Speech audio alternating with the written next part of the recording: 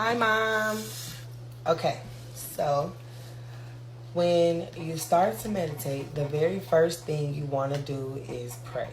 Pray about whatever is troubling you. Pray about, whatever you're trying to achieve from meditation. So whether it be peace, understanding, knowledge, love, whatever it is you're actually seeking to obtain, from your prayers, from your meditation, whether it be freedom from the things that trouble you, help with releasing it all, forgiveness, self-forgiveness, is, whatever it is you're looking for, you want to pray about that first. And you can pray out loud or silently, doesn't matter. God can hear you with or without words.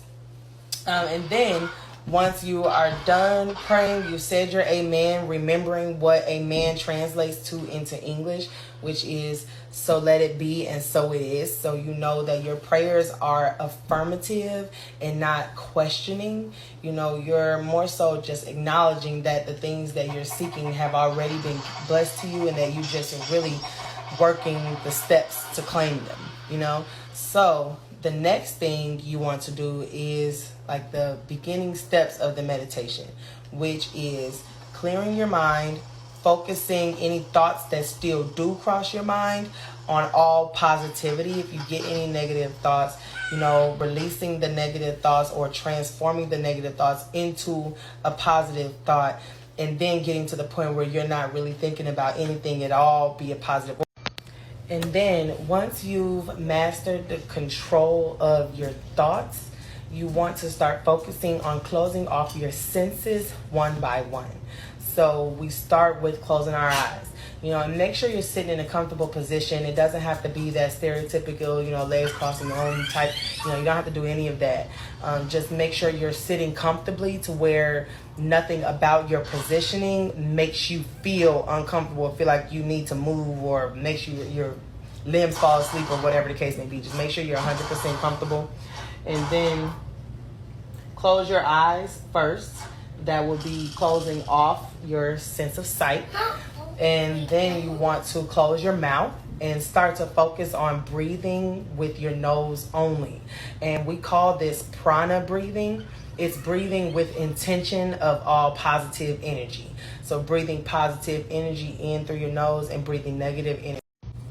So breathing in 7 breaths through your nose and breathing out 7 breaths out your nose. Keeping your mouth closed the whole time, because we actually don't need it to breathe. You can definitely get all of the oxygen you need breathing in your nose and out your nose only. But while you're doing that breathing, feel your pores of your whole body opening to allow yourself to bring in all the positive energy around you, and then releasing all of the negative energy from you, And so that is going to close off your sense of taste and smell. So you've done thoughts, you've done sight, you've done taste, you've done smell. Then you want to focus on, you also have done touch, the sense of touch, by sitting in the comfortable position. Sorry about that. But the last one, which is the hardest one, is auditory. Closing off your hearing to all of the. Now, auditory does take some practice, but it's okay. It will come. Practice makes the master. So, as you're, all the other ones will kind of come to you fairly easily, but because everything else is closed off, your sense of hearing actually is going to heighten. So you'll be able to hear all the outside noise a lot better than you did, which will make it even that much harder to close it all off. But once you can tunnel vision and actually close off that sound, it will help you go deeper into meditation. But it's okay if you can't in the beginning. Just try to make it a focus if you can, or even be somewhere where it's very limited outside noise, so you don't have to try as hard, like your bedroom or basement. So after you've closed off all of your senses, that is when you want to allow yourself to let go.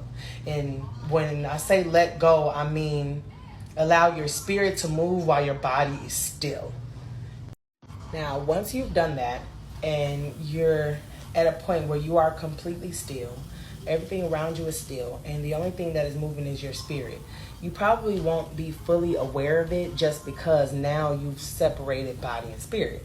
And your spirit is at a point where it is communing directly with the creator.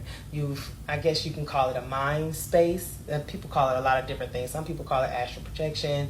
Some people call it living in the city of light within, enlightenment, whatever the case may be. It's your spirit's time to be still from this human world so that it can talk to God, be with God, and get the guidance and clarity that it needs on whatever it's going through in our physical existence, to help you get through the shadows, through the emotions, through the hardships, through the turmoils, the miseries, things like that.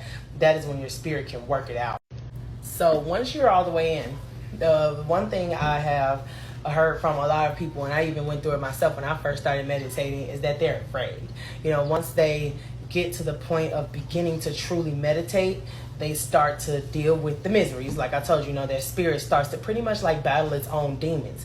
In meditation, you battle your own demons, you win, you come out, and that's why you feel the complete peace once you've mastered the art of meditation, because that is where, in the shadows, is where all of your troubles lie, if that makes any sense. So when you're in complete spirit and out of your ego, when you're all in intuition, you can handle those turmoils constructively and with unconditional love. So a lot of people get in there, see their demons, and get afraid and stop trying. They can't face it. So once you go in and you start to see things or hear things or experience different things astrally, then that's when you need to remember that your spirit self is stronger than your physical self. So what you're seeing, what you're hearing, what you're experiencing can't touch you. It can't affect you. It has no bearing on you. All it can do is be handled or run from. It's either you're going to handle it, bring it into you with love and compassion, turn that darkness into light, or you're going to just stray from it, run from it, and you won't really be meditating. You'll be like avoiding yourself, So that is really the key, getting over there into like your astral space inside your higher consciousness, and knowing that that is just a place for you to grow, not a place for you to be hurt.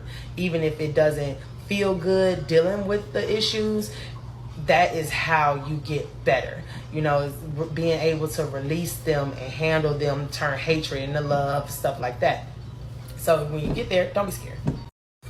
And then from there, it is totally on you. Once you have learned the art of meditation, and once you have, turned your prayers into meditation, you will start to manifest what you're praying for. That prayer that you started off with, what you want to be released from, the things that you're going through, working through it in meditation will start to put you in a better mind space, even once you're out of meditation, to help navigate you through your path and attract to you the things that are for you and the things that serve you, and free you from the negative human emotions that we live with every day.